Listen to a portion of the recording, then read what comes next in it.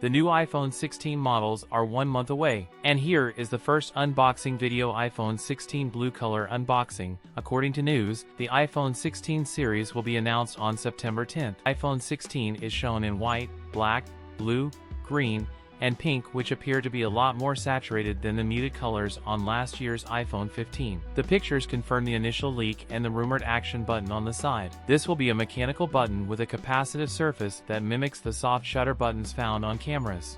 The iPhone 16 Plus will offer the same 6.7-inch and iPhone 16 with its 6.1-inch screen size as its predecessor. All 4 iPhone 16 series phones are also expected to offer slimmer display bezels. iPhone 16 and 16 Plus gained the action button, which made its debut on the 15 Pro last year.